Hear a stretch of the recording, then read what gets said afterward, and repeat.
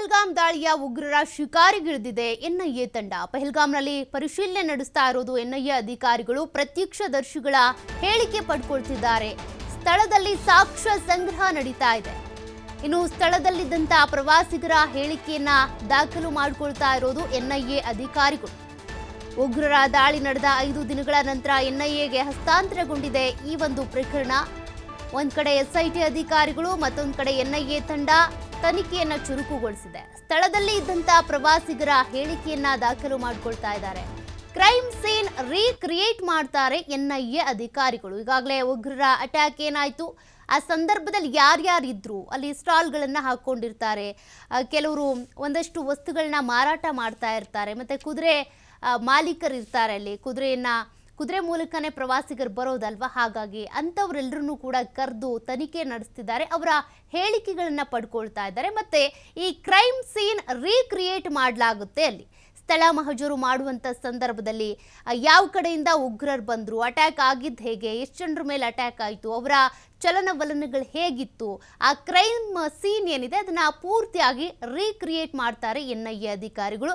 ಸದ್ಯಕ್ಕೀಗ ಅಲ್ಲಿನ ಪ್ರತ್ಯಕ್ಷದರ್ಶಿಗಳ ಹಾಗೂ ಸ್ಥಳೀಯರ ಹೇಳಿಕೆಗಳನ್ನು ಪಡ್ಕೊಳ್ತಾ ಇದ್ದಾರೆ. ಮತ್ತೆ ಅಲ್ಲಿ ಒಂದಷ್ಟು ಸಾಕ್ಷ್ಯಗಳನ್ನು ಸಂಗ್ರಹ ಮಾಡ್ತಿರೋದು ಎನ್ಐಎ ಅಧಿಕಾರಿಗಳ ತಂಡ. ಪಹಲ್ಗಾಮ್ ಉಗ್ರರ ದಾಳಿಯ ಬಗ್ಗೆ ಎನ್ಐಎ ಈಗ ತನಿಖೆಯನ್ನ ಮತ್ತಷ್ಟು ಚುರುಕುಗೊಳಿಸ್ತಾ ಇದೆ. 26 ಜನರ ಹತ್ಯೆ ಬಗ್ಗೆ ತನಿಖೆಯನ್ನ ಆರಂಭಿಸಿರೋದು ಎನ್ಐಎ ಅಧಿಕಾರಿಗಳು. ಪಹಲ್ಗಾಮ್ನ ಘಟನಾ ಸ್ಥಳದಲ್ಲಿರುವಂತ ಎನ್ಐಎ ತಂಡ ಅಲ್ಲಿ ಮಾಹಿತಿ ಪಡ್ಕೊಳ್ತಾ ಇದ್ದಾರೆ. ಉಗ್ರರ ದಾಳಿ ಬಗ್ಗೆ ಈಗಾಗಲೇ ಹಲವು ಸಾಕ್ಷ್ಯಗಳ ಸಂಗ್ರಹವೂ ಆಗಿದೆ. ದಾಳಿಯ ಪ್ರತ್ಯಕ್ಷದರ್ಶಿಗಳ ವಿಚಾರಣೆ ನಡೆಸಿದ್ದಾರೆ ಎನ್ಐಎ ಅಧಿಕಾರಿಗಳು.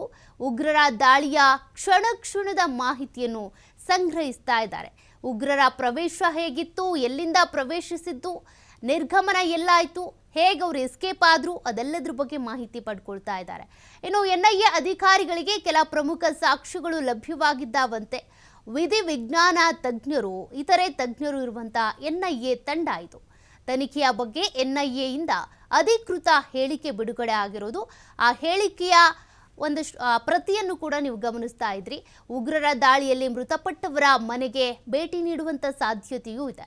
ದಾಳಿ ಮಾಡಿದ ಉಗ್ರರ ಬಗ್ಗೆ ಮಾಹಿತಿ ಸಂಗ್ರಹ ಮಾಡೋದಕ್ಕೆ ಅಂತ ಈಗ ಮೃತಪಟ್ಟಿದ್ದಾರಲ್ಲ ಅವರ ಕುಟುಂಬಸ್ಥರನ್ನು ಭೇಟಿ ಮಾಡ್ತಾರೆ. ಅಂದರೆ ಅವ್ರ ಜೊತೆಗಿದ್ದಂಥವ್ರು, ಅವ್ರ ಜೊತೆಗೆ ಮಗಳಿದ್ರೋ, ಪತ್ನಿ ಇದ್ರೋ, ಅಥವಾ ಮಗ ಇದ್ರೋ ಅಂಥವ್ರನ್ನ ಭೇಟಿ ಮಾಡಿ ಅಲ್ಲಿನ ದಾಳಿಯ ಬಗ್ಗೆ ಮತ್ತಷ್ಟು ಮಾಹಿತಿಯನ್ನು ಕಲೆ ಹಾಕುವಂಥ ಸಾಧ್ಯತೆಯೂ ಇದೆ. ಸದ್ಯಕ್ಕೆ ಈಗ ಪಹಲ್ಗಾಮ್ನ ಬೈಸರನ್ ಪ್ರದೇಶದಲ್ಲಿ ಎನ್ಐಎ ಅಧಿಕಾರಿಗಳು ಬೀಡ್ಬಿಟ್ಟಿದ್ದಾರೆ. ಅಲ್ಲಿ ಸಾಕ್ಷ್ಯಗಳ ಸಂಗ್ರಹ ನಡೀತಾ ಇದೆ. ಕೆಲವೊಂದಷ್ಟು ಸಾಕ್ಷ್ಯಗಳು ಈಗಾಗಲೇ ಸಿಕ್ಕಿದ್ದಾವಂತೆ.